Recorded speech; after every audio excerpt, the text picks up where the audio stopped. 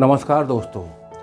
Flying Sikh Milkha Singh ने भारत माता की गोद को गोल्ड मेडलों से भर देश का सपना पूरा किया।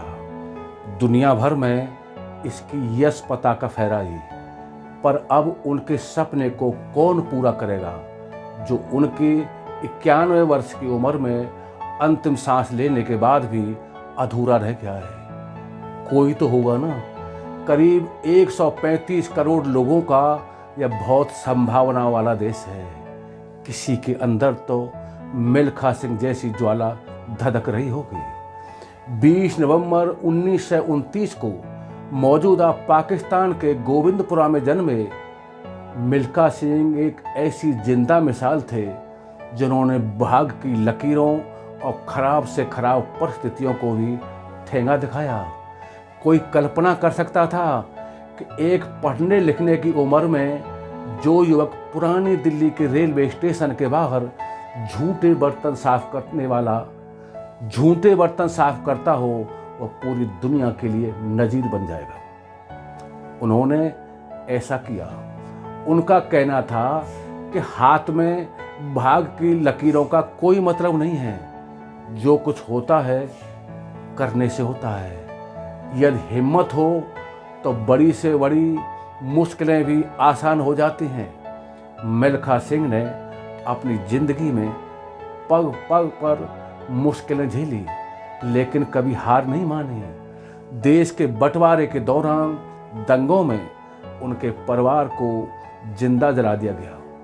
उन्होंने अपनी आंखों से देखा कि कैसे उनके माँ बाप, एक भाई और 2 बहनें तड़प तड़प कर मरे। मिल्खा सिंह के सीने में यह आग हमेशा जलती रही। रेलगाड़ी के जनाने डिब्बे में सीट के नीचे छिपकर वह भारत आए। दिल्ली में पेट भरने के लिए शरणार्थी शिविरों में रहने के अलावा अनेक तरह के कार्य किए। रेलगाड़ी में बेटिकट पकड़े जाने पर वह दिल्ली की तिहाड़ जेल में भी रहे। तब बहन ने अपने जेवर बेचकर इन्हें छुड़ाया। उस दौरान कई दिन ऐसे भी हुए जब उन्हें भूखा रहना पड़ा। पेट भरने की आग ने उनके सीने की आग को दुगना बढ़ा दिया। बड़े भाई के कहने पे सेना में भर्ती होने के बाद भी वह कभी चैन से नहीं बैठे। कोई भी काम सर्वश्रेष्ठ करने की उनकी हॉबी बन गई। सेना में वह सबसे तेज दौड़ने वालों में रहे। यहीं से इन्हें अनेक राष्ट्रीय और अंतर्राष्ट्रीय प्रतियोगिताओं में भाग लेने का अवसर मिला। उन्होंने अपनी जिंदगी में 80 अंतर्राष्ट्रीय दौड़ प्रतियोगिताओं में भाग लिया। उनमें से 77 में वह जीते। राष्ट्रमंडल खेलों में वह भारत के पहले स्वर्ण पदक विजेता रहे। एशियाई खेलों में भी उन्होंने 4 बार स्वर्ण पदक जीते। पाकिस्तान में अपने परिवार के साथ हुई हृदय विदारक घटना को वह कभी भूल नहीं पाए।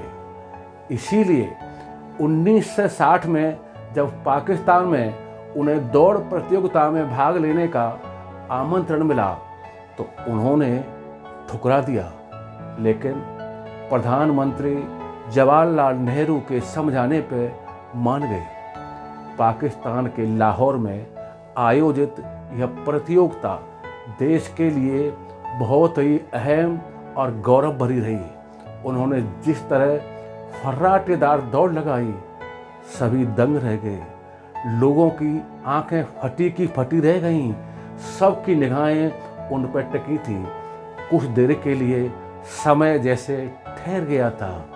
पाकिस्तान की जो महिलाएं दर्शक के रूप में बुर्का पहने थी, उन्होंने मिल्खा सिंह को देखने के लिए अपने चेहरे उघाड़ लिए। जीतने पर पाकिस्तान के तत्कालीन राष्ट्रपति अयूब खान भी इनकी तारीफ किए बिना नहीं रह सके। उन्होंने इन्हें गोल्ड मेडल देते हुए उड़न सिख यानी फ्लाइंग सिख कह के संबोधित किया।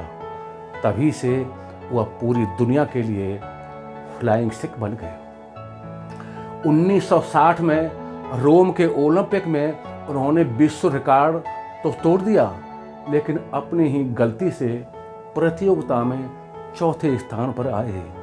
जब वह सबसे आगे दौड़ रहे थे, यकायक पीछे मुड़कर दौड़ने वाले प्रतियोगियों को देखने लगे और पिछड़ गए। इसका उन्हें जिंदगी भर मलाल रहा। इस वाक़ये से वो इतना दुखी हुए कि खेल प्रतियोगिता से ही संन्यास लेने का फैसला ले लिया। लेकिन फिर दोस्तों के समझाने पर मान गए।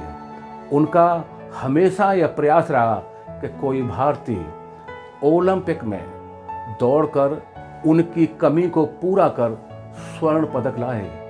यह कसक उनके मन में हमेशा रही। जय हिंद, जय भारत।